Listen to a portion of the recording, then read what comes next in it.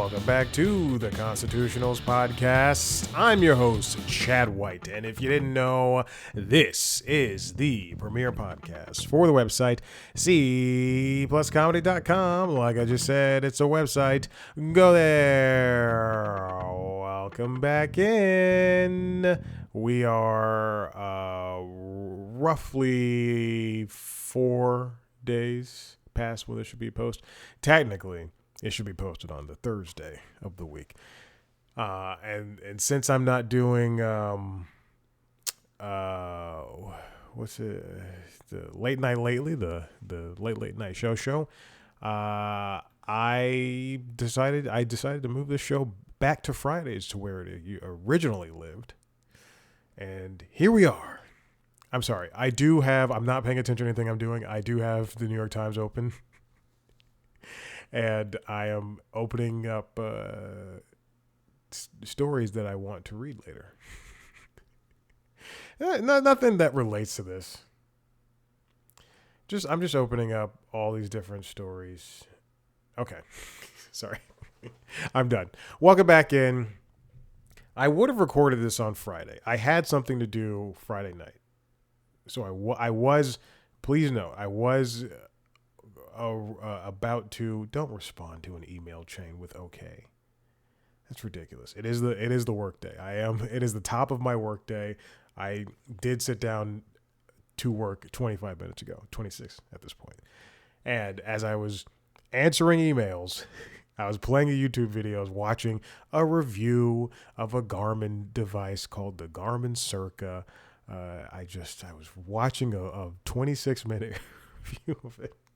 And then I said, I have to record this podcast. Anyway, I was gonna do this on Friday. I had to do something at 7. And then I had something to do prior to that. And that something was going to see the movie La La Land. That's right, I saw La La Land at my local AMC Cinemaflex. It's the 10th anniversary release of that movie. I was so elated I'd been planning to see that movie, and thank God. It was my last summer Friday where I had a day off, but I was still getting paid, and it was my last one for the year. And I decided to spend it doing as much as I possibly could. Oh my God. I got home from the gym, and I basically just started running with everything. I took Maverick for a walk. And then I stretched and had took a shower, had some breakfast, went grocery shopping, and then immediately came back. And I have a monthly maintenance schedule where I take care of a lot of things. There's a lot of stuff I do on a daily basis. There's a lot of stuff I do on a weekly basis. There's stuff I do on a bi-weekly basis.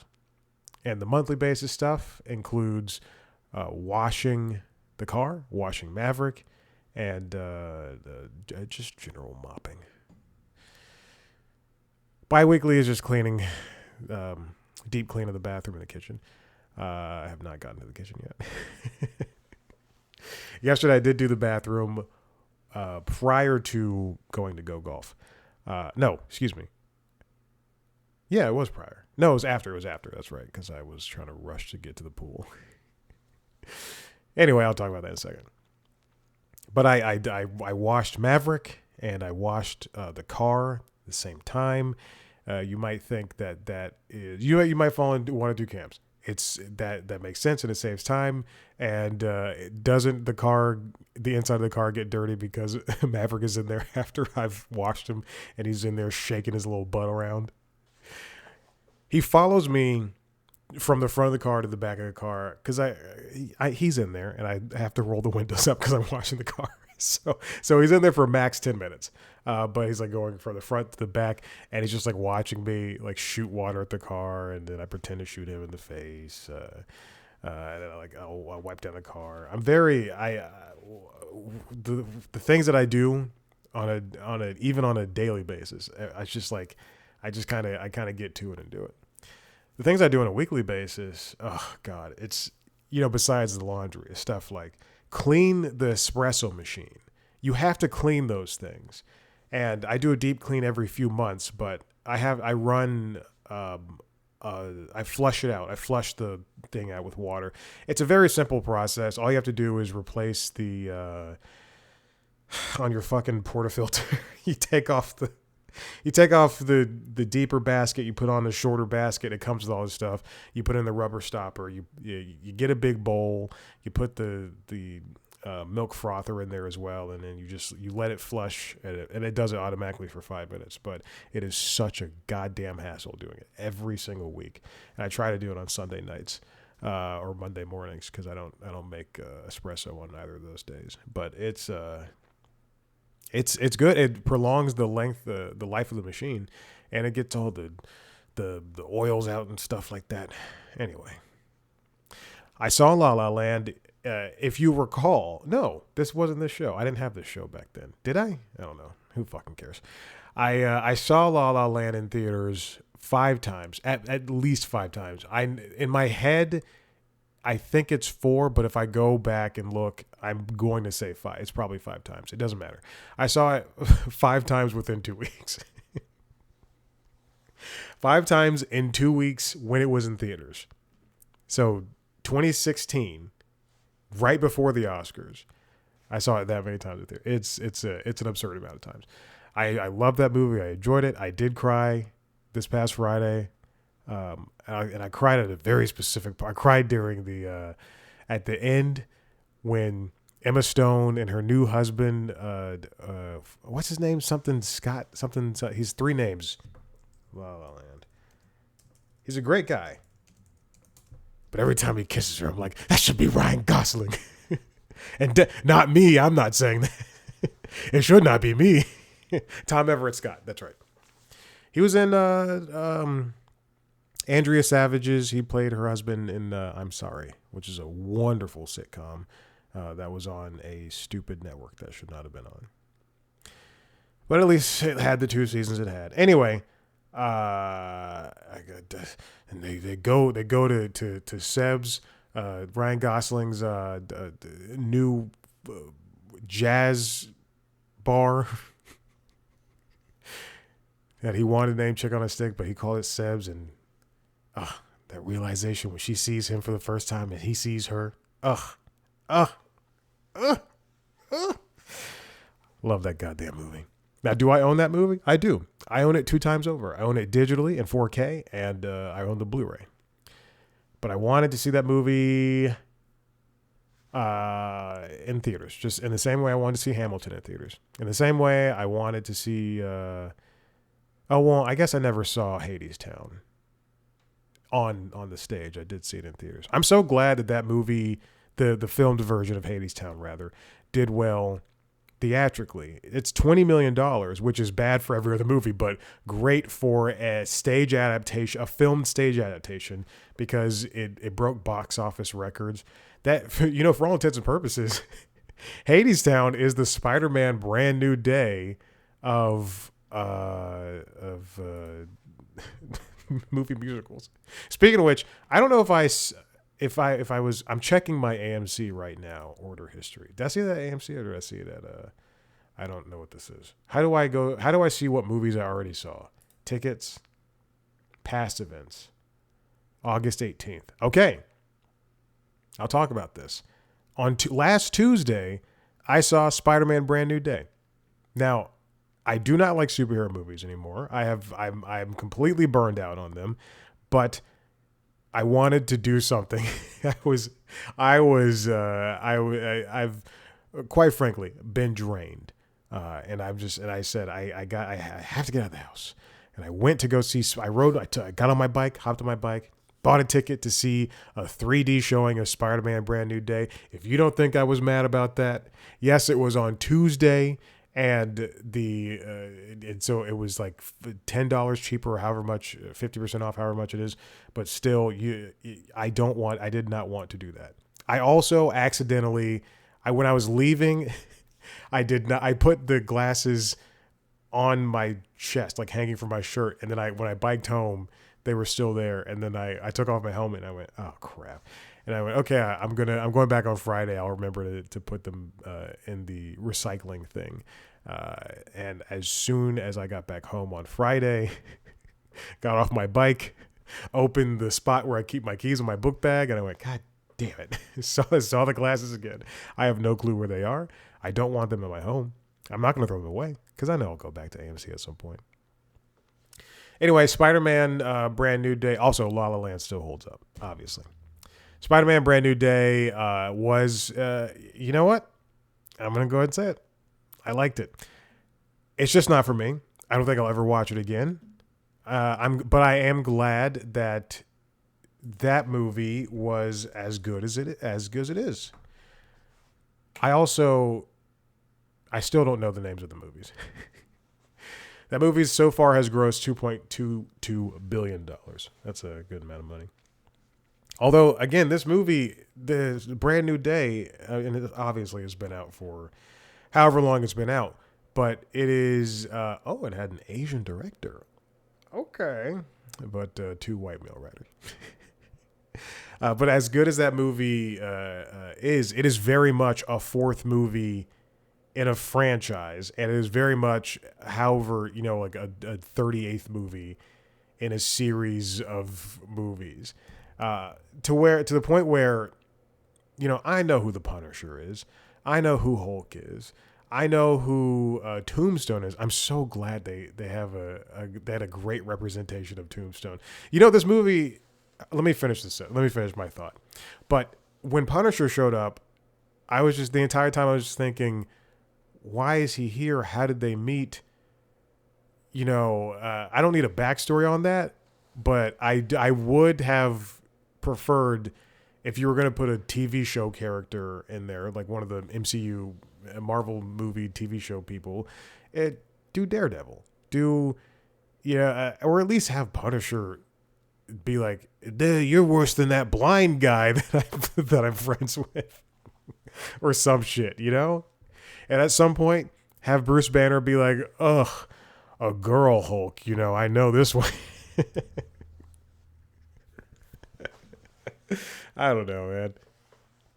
I did appreciate seeing a bunch of low-level Spider-Man villains pop up. See, this is my thing about comic book movies, and this is why I really like two of Zack Snyder's comic book movies, which are Batman v Superman, Dawn of Justice. Watch the extended edition. Don't watch the regular one.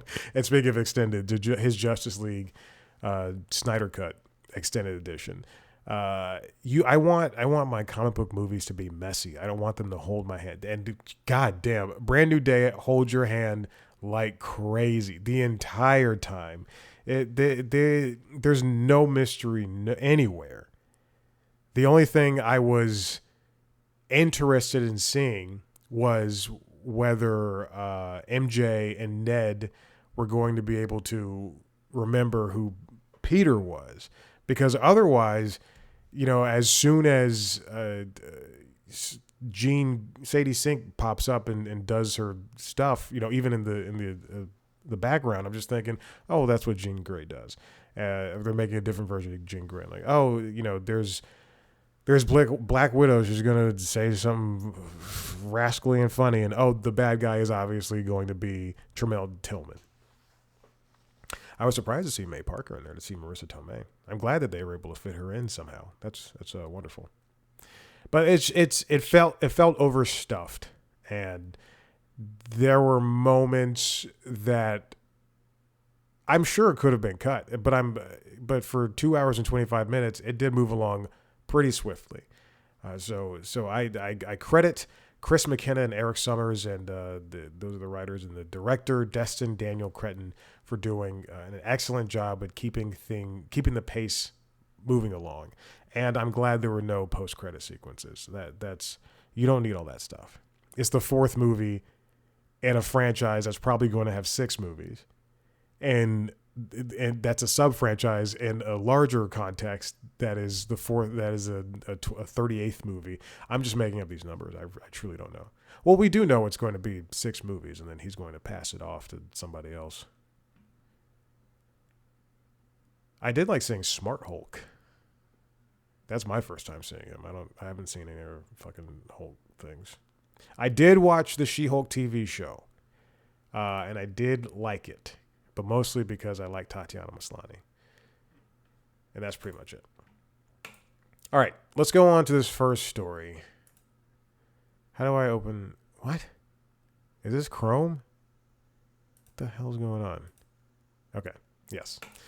This comes from the New York Times. It's written by Jim Ruttenberg and John Coblin. ABC sues FCC to block threat to its TV licenses. Finally, Disney is standing up for itself.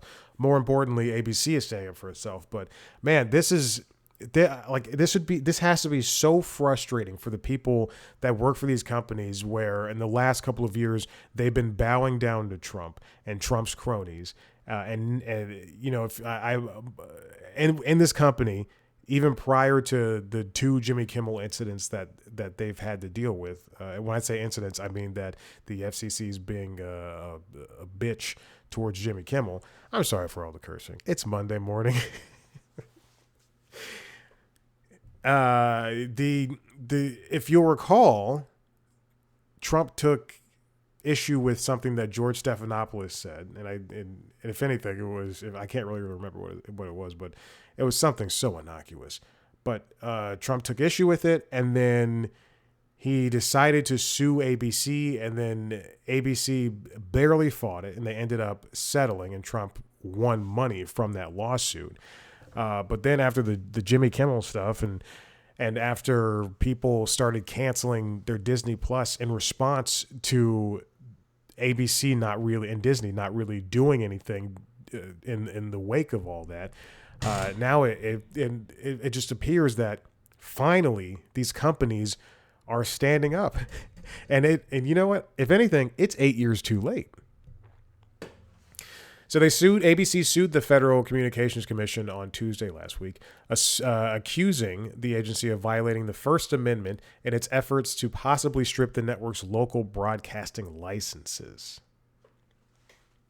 They called it an existential threat. The lawsuit was filed in Washington federal court.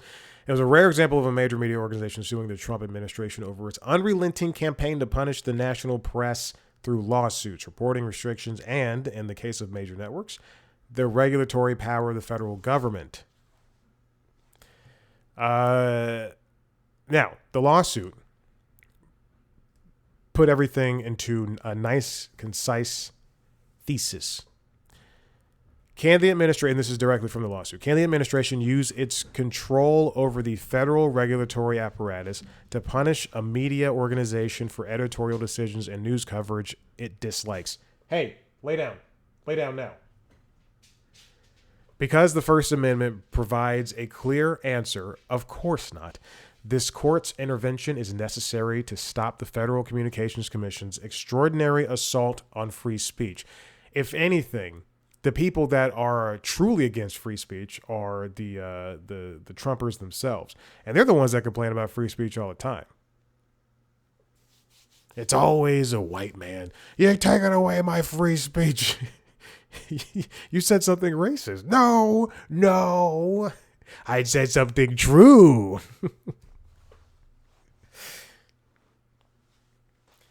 ABC owns and operates 8 local stations across the country, including in major markets like New York, Los Angeles, and Chicago. Like all local stations, they can operate only with licenses controlled by the FCC. If you'll recall, Brendan Carr is the FCC chairman, and he was Trump appointed, and he is basically leading the way for how the FCC and on a larger capacity, how FCC is essentially running the companies that it's supposed to just regulate. And by that I mean they're allowing for big mergers like Nexstar and Tegna, and Charter buying Cox, which is something we'll talk about next. And it is just it is not how things should be run. If you recall, a couple of weeks ago, The View on ABC was going to be subject to regulatory review because the FCC and Trump's opponent, or Trump's friends, said essentially that the network had to, or excuse me, The View uh, was not giving equal time to people on the right. And the equal time rule is more or less just if you have somebody from one side of the political spectrum, you have to have somebody on the other side of the political spectrum on your show, and they have to have equal time. So if SNL has Hillary Clinton on, if they have Trump to host like they did when he was running for president the first time, you had Trump on to host. He can only be on the show for a certain amount of time, and then you have to allow Hillary Clinton to be on the show for that same amount of time. How about don't have Trump host? And Elon Musk. Now, those were, quite frankly, and I'll say this and I love The Simpsons. I watch The Simpsons every single day. 36 years. I watch from episode 1 all the way up to episode 800 and some odd. And I watch it every single day. That Elon Musk episode is an episode I truly do not watch unless it is on FXX or if it's on Disney Plus, the streaming on the Simpsons channel. I will never go and choose it. I have no interest in watching it again. And I'm so disappointed that they even had him on. And again, it was a different time. It was a different time where we accepted that guy. But even when SNL had him host, and he's like, I have Asperger's, clap for me. Like how I did not support that. And I don't care if he has Asperger's. Sue me. That doesn't make him a good person. All right. Oh my gosh. The federal judge assigned to the case, Lauren L. Ali Khan, gave ABC and the FCC 2 days to propose a briefing schedule. Judge Ali Khan said the court would have to be notified if the FCC took steps to initiate a hearing process. Okay. I'm sure there's going to be some type of trial set for next year at some point. But stand up. Finally, these companies need to stand up for themselves. There's a fruit fly that's been flying around here for weeks and it's pissing me off. These companies need to stand up for themselves. They can't. I understand the risk that comes to standing up to a president that truthfully is getting things done because he says he wants things done. Like if I were on a plane, if I was getting on Air Force One and then I learned the following day that the president pretended to go to Air Force One and then got on a fake plane because there was a threat to Air Force One, do you know how mad I would be? Truly, it'd be an Attica situation at this point. I get Attica and Gattaca mixed up. You remember Gattaca? That's a great movie. But Attica is a completely different thing. No, truly, I'd probably be in jail for something. You want to see a real threat? Let's continue on with this FCC thing. This comes from Variety, written by Todd Spangler. Charter closes $34.5 billion Cox deal and cable mega merger, company to adopt the Cox Communications name. Now, I have not seen, regarding the last bit of that headline, no one else has reported that Charter will become Cox Communications. I've only seen the deal referenced as now this new company under Charter's name, blah, blah, blah. But I'm if any company, out of the two, if either company is going to be changing names, it would have to be Charter, because I don't think, well, first of all, they changed their name to Spectrum. They changed the cable, I believe, the cable and the internet to Spectrum a couple of years ago. So why not just change the name again? Also, I think Cox has more of a goodwill situation, but that's kind of like saying. That's kind of like saying, hold on, I'm going to find a simile. I will find a simile. Cox has a better goodwill situation with its name, but that's kind of like saying, Jesus Christ. I can never do a simile when I want to do a simile. This is ridiculous. I'm so sorry. I'm sure I'll find something. So the deal is valued at $34.5 billion, and it comes after the California Public Utility Commission voted last week voted to approve the transaction, which was the final federal and state regulatory approval needed. Wow, this deal was announced way back in May 25. Wow, that's crazy. Within a year, the merged company will change its parent name to Cox Communications, but it will operate its services as Spectrum, which is Charter's moniker, across all markets. So Cox Communications Spectrum, essentially. Like if you, when you call into Spectrum, inevitably to be like, hey, my internet's not working. Hey, my cable package is too expensive. The company will remain headquartered in Stamford, Connecticut, and while keeping a significant presence, in quotes, in the Atlanta area where Cox is based. Their offices, I believe, are in Sandy Springs. We have a meeting that is canceled for tomorrow. It's Cox is interesting in that they never hired me to do anything. Cox is also the parent company, I believe, of WSB and AJC, the Atlanta Journal-Constitution, and WSB TV, which is one of the highest rated local news organizations. Again, who would not hire me? Same thing for AJC. But you better believe that they're going to want interviews with me soon enough, and I'm going to say, no, you didn't want to hire me. So, here's some more information. Charter said that to welcome new customers, the company will offer a 1 year of free mobile service to Cox Internet customers. Mobile service who don't already subscribe to Cox Mobile. Cox has a mobile service? Ugh. Do not subscribe. Don't ever do Cox Mobile.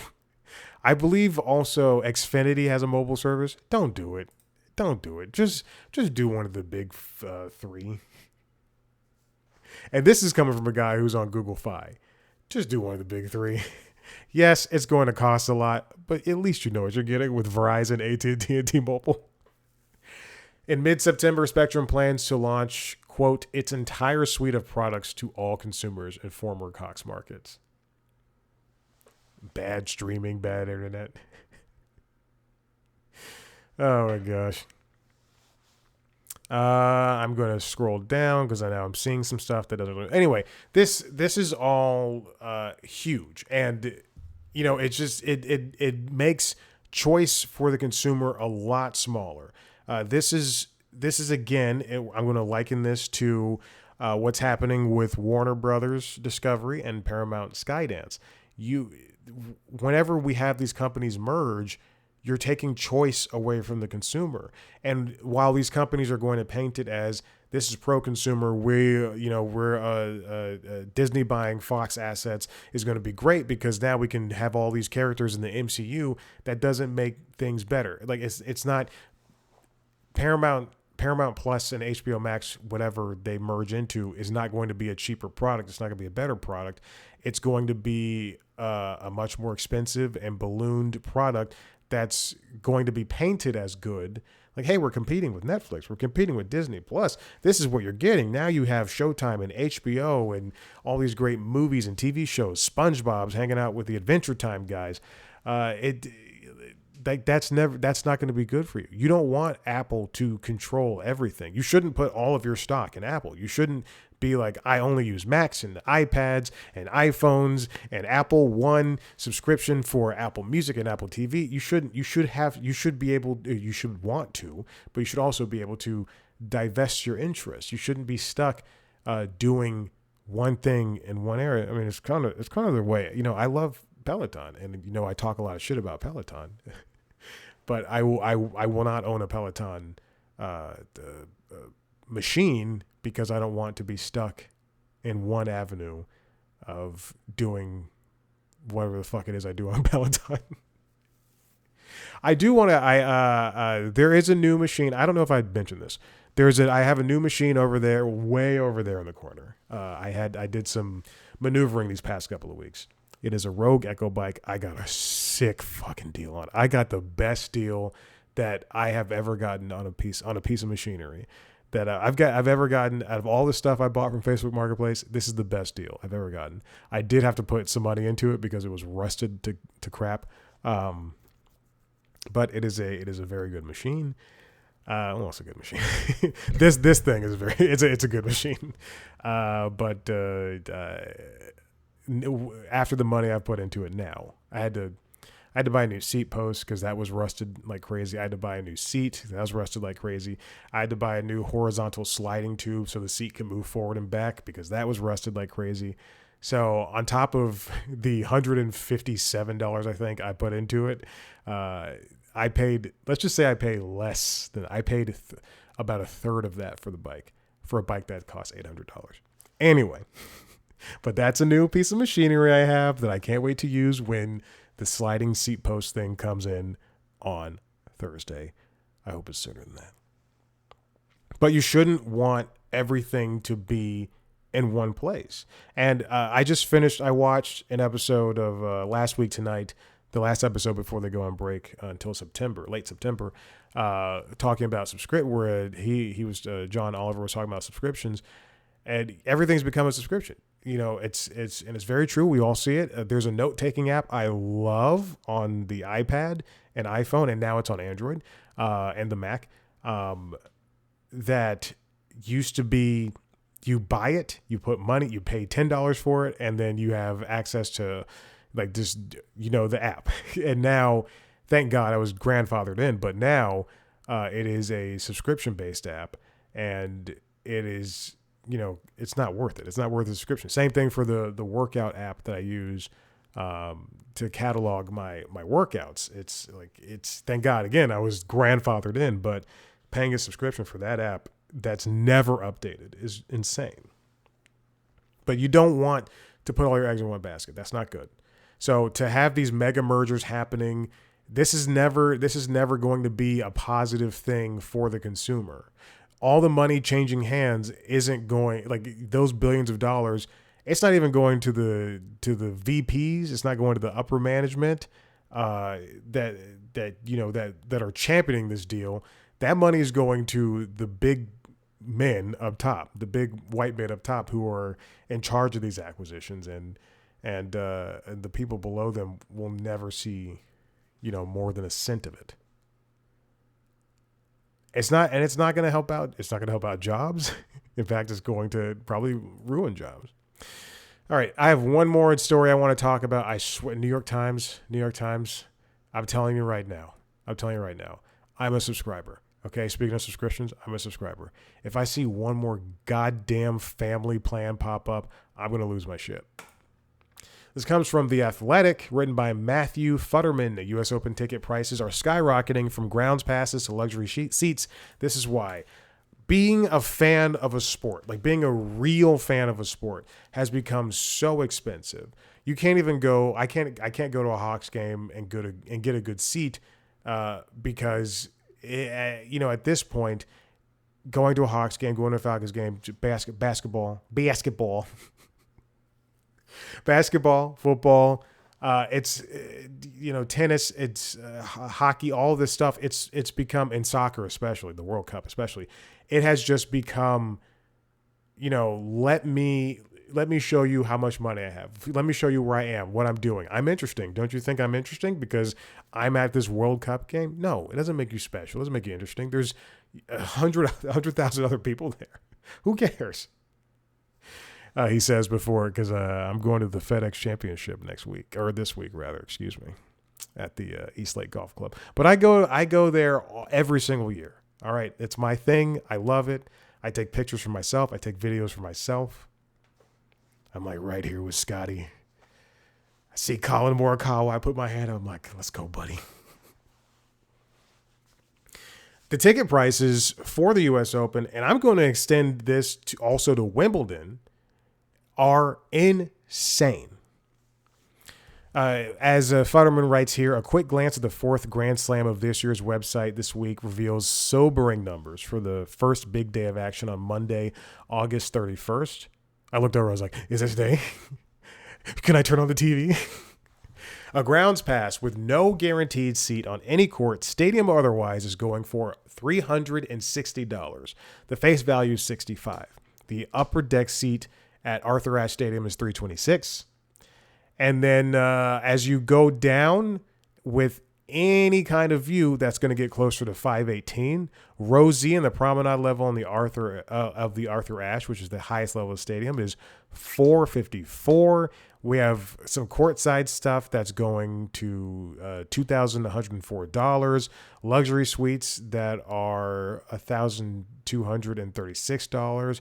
It's like, if you look at the map here that Futterman provides. Did I kill it? Oh God, I hope I killed it.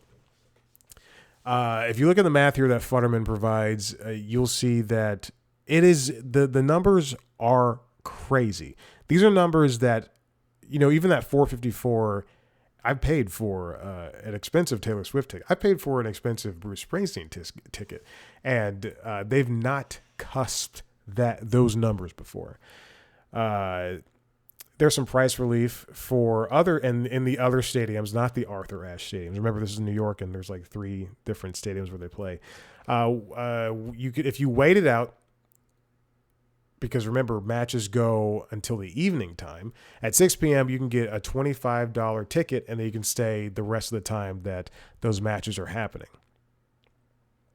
Again, it's become a very expensive, look at me, look what I can do, look what I've done, thing that truly just kind of paints these live events, these live sports, these concerts as less than special, or at least for me, less than special, by taking the focus off of what's happening in front of you and really just showing, oh, hey, look at all these rich people.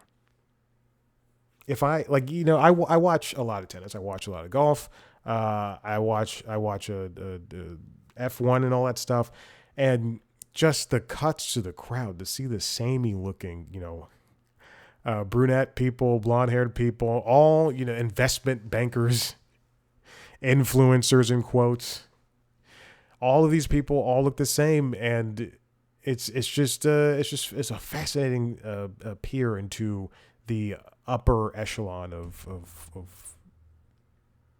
sports fans in quotes and rich people. Futterman points to the popularity of live events increasing since the pandemic, which is very true. After the pandemic, when people had a little bit more extra funds in those years following, people went out, people did things, and that's still happening, but not so much so. They're really just spending money on the things that they want to see. Otherwise, everyone is saving. But people are spending the money. Case in point, I tried to get Phoebe Bridgers' ticket. I was a fan of hers before. I was a fan of hers when she was putting stuff out on friggin' Bandcamp. It's ridiculous. I bought that Boy Genius album on Bandcamp. You know why I know that? It's because you can go to my account and you can look at it. And you can go to there's a hard drive over here that has some C+ comedy stuff on it. And then it also has that one album. And also, I think 2 Louis C.K. specials. I think there's 2 on there. I know there's at least 1. But I remember when he was selling his specials on his website, I spent the money. It was a big deal for me because it was like $10. I get to keep it, or however much money it was. The resale markets have been a big issue as well. And obviously, these $65 tickets ballooned up to hundreds and hundreds of dollars. It's just not even fun.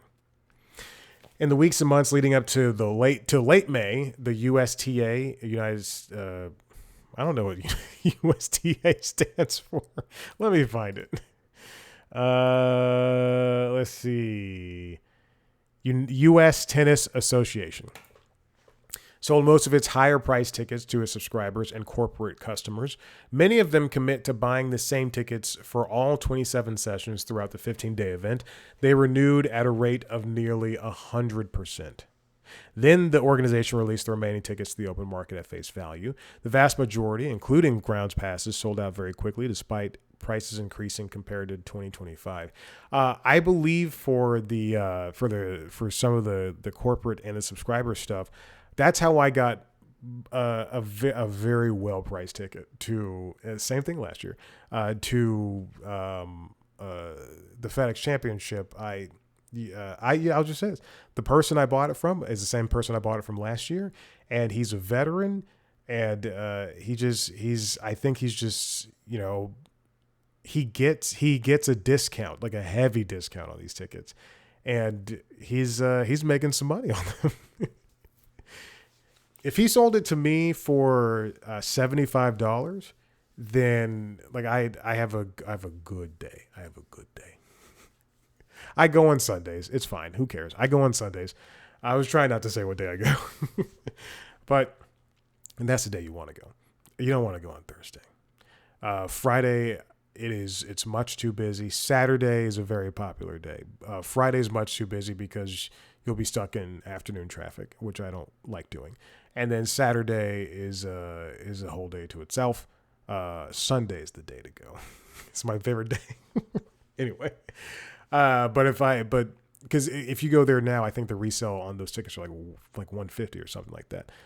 They might even be higher because when I was buying them, they were $150. Anyway, but so this guy's probably, he's probably getting it for $50, and then or even $60, and he's even charging. That's the benefit of the doubt, and then he's making $15 or $25 off of me buying a discounted ticket. But even still, I'm saving much more money. Oh my God. Futterman includes another chart here. If you're looking, you can see that the grounds pass and the average resale value on Ticketmaster from that face value grounds pass is up 305%. Promenade goes from 118 to 382. That's 224%. The grounds pass is 65 to 263. That's 305. Lodge seating is 241 face value. Average resale 569. That's 136%. And then as you get higher in the courtside non-club and courtside club, those only go up 27% and 12% respectively. But the non-club is 563 to 715. That's a 27% jump. And then the courtside club is 2333, and it's only up 12% to 2621. But it's it